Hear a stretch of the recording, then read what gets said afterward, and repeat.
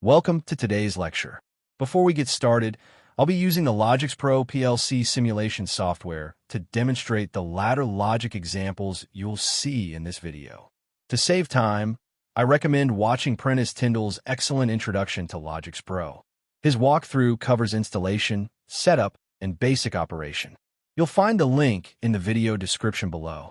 Once you're familiar with LogixPro, you'll be ready to follow along with the exercises in this and future lectures.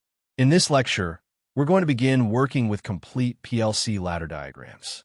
Up to this point, we've learned how individual instructions like examine if closed, examine if open, and output energize function within a ladder logic program. Now, we'll start combining those instructions to create practical, real-world control systems. We'll look at several common circuit types used in industrial automation. First, seal-in circuits, used to keep an output energized even after the start button is released. Next, interlocking circuits, designed to prevent two conflicting operations from occurring at the same time, such as forward and reverse motor control. And finally, latching relays, which use memory bits to hold or toggle an output state until a reset command is received. By the end of this lecture, you'll understand how to read, design, and troubleshoot these basic PLC ladder programs, both in simulation and on actual hardware. A seal-in circuit is a method of maintaining current flow after a switch has been momentarily actuated. In other words, it allows an output, like a motor starter coil, to stay energized even after the start button is released. On the right side of the slide, you can see two diagrams. At the top is the hardwired wiring diagram showing the motor starter circuit. When the start push button is pressed, the motor coil labeled M energizes. That same coil closes an auxiliary contact, shown as the seal-in contact, which provides a second path for current. This keeps the circuit energized when the start button is released. Below that is the ladder control diagram, which shows the same logic using standard ladder symbols. The start contact, the stop contact, and the motor starter coil form the basic control rung. The parallel branch labeled seal-in contact M provides the self-holding feature.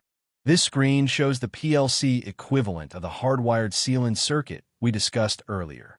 In this ladder logic program, input I1/0 represents the start push button, and input I1/1 represents the stop push button. The output coil O2/0 controls the motor. You can see that the start push button, the stop push button, and the motor coil are connected on the same rung. A parallel branch is also connected around the start push button. That branch contains an examine if closed instruction, labeled O2/0, which references the same address as the motor output. Let's watch how this seal-in circuit operates inside the LogixPro simulator. First, notice that both input indicators, I1/0 for start and I1/1 for stop, are currently off. The output indicator O2/0, labeled motor, is also off, showing that the circuit is de-energized. Now, click and hold the start push button. As soon as the button is pressed, input I1/0 turns on, creating a true logic path across the rung. This energizes output O2/0, turning on the motor. While the motor output is energized, look closely at the parallel branch that contains O2/0 as an internal contact. That branch is now providing a second logic path around the start button. This is the seal-in or holding circuit. Now release the start button. Even though the input I1/0 turns off, the rung remains true because the O2/0 contact on the parallel branch is still closed. The motor stays on, held in by its own output condition. To stop the motor, press the stop push button, which is input I1/1. This breaks the logic continuity in the rung, de-energizes the motor coil, and turns the motor off. The seal-in path also opens, resetting the circuit to its original off state.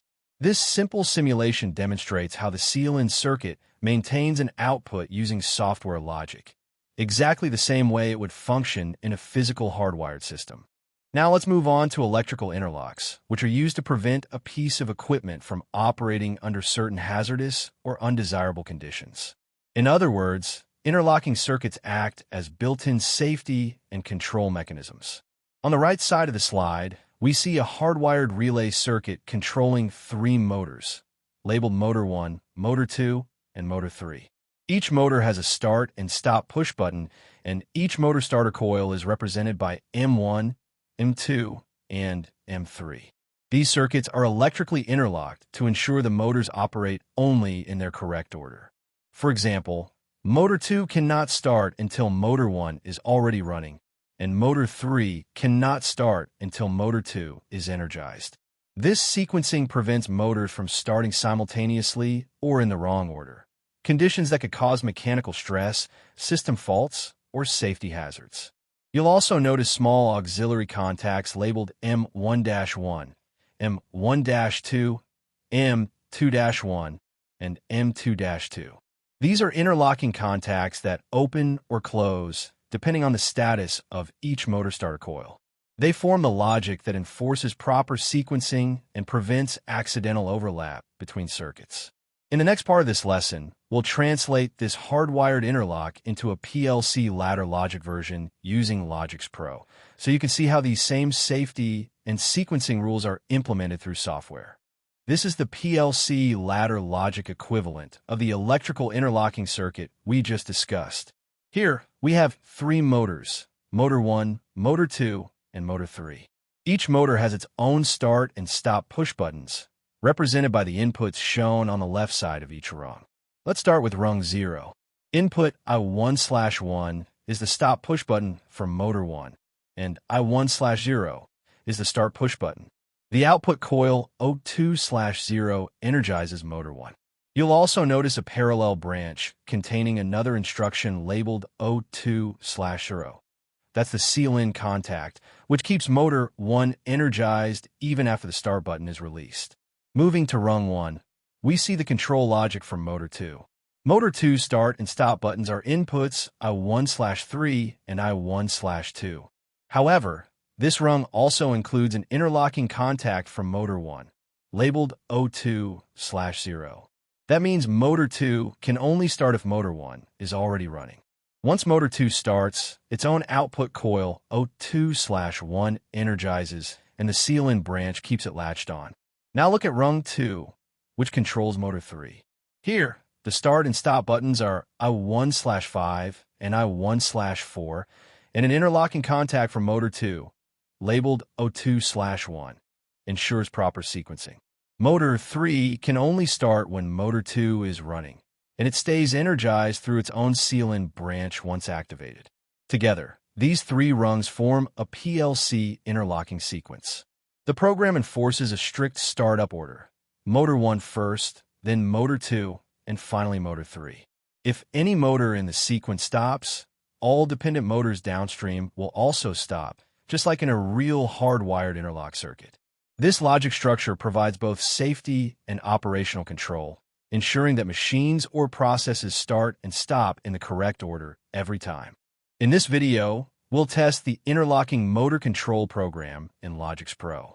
We begin by starting Motor 1, then stopping it to confirm normal operation. Next, with Motor 1 running, we start and stop Motor 2, showing that it only runs when Motor 1 is energized. Then, with Motors 1 and 2 running, we start and stop Motor 3, confirming the proper sequence. Finally, we start all three motors and then stop Motor 1. When Motor 1 stops, the interlocks open, causing Motors 2 and 3 to shut down automatically. This test demonstrates how interlocking logic enforces safe, sequential operation, ensuring each motor runs only when the previous one is active. This slide introduces latching relays. An electromagnetic latching relay is designed to hold its contacts closed even after power has been removed from the coil. Unlike a standard relay, which releases when power is lost, a latching relay mechanically stays in its last position until it's intentionally changed. In the diagram, you can see two separate coils, the latch coil and the unlatched coil. The latch coil is momentarily energized to set the latch and hold the relay in the latch position. This means the relay stays closed and continues to conduct even after the control signal is removed. The unlatched coil is momentarily energized to release the latch mechanism and return the relay to the unlatched position. This allows the relay to open its contacts and stop the flow of current. Latching relays are useful when you need a control signal to maintain its last state through a power interruption, or when conserving power is important since the coil does not need continuous energizing. Let's look at how the output latch and output unlatch instructions work. The OTL and OTU instructions in a PLC duplicate the action of an electromagnetic latching relay. The OTL sets a bit to 1 when the rung is true and keeps it on, even if the rung goes false or power is lost. The OTU resets that same bit to 0 when its rung is true, turning the output off. Both share the same address. The OTL can only turn a bit on, and the OTU can only turn a bit off. These instructions are especially useful when you need an output to maintain its state after a momentary input, such as a start or reset signal. This slide compares hardwired and programmed latching circuits. In the hardwired version, pressing the on push button energizes the latch coil, turning on the pilot light. Pressing the off push button energizes the unlatch coil, releasing the latch and turning the light off. In the program version, the on and off buttons are inputs I1/0 and I1/1. The output latch and output unlatch instructions, both with the same address, perform the same functions in software. Pressing on latches the output and lights the pilot lamp. Pressing off unlatches it, turning the light off. This shows how PLC logic can duplicate the behavior of a physical latching relay with greater flexibility and control. In LogixPro, pressing the on push button activates the output latch instruction, setting the bit to 1 and turning on the pilot light. Pressing the off push button triggers the output unlatch instruction, resetting the bit to 0 and turning the light off. The output stays on even after the on button is released until the off button is pressed, just like a physical latching relay, but done entirely in software. This demonstrates how latch and unlatch instructions let a PLC hold an output state using only momentary inputs. In the next chapter, we'll explore how timers are used in PLC programming to control events based on time rather than immediate input conditions. You'll learn how to configure and apply different types of timers, such as on delay, off delay, and retentive timers, to create precise, time-based control sequences. We'll use the LogixPro simulator to demonstrate how timers are programmed, monitored, and tested within ladder logic.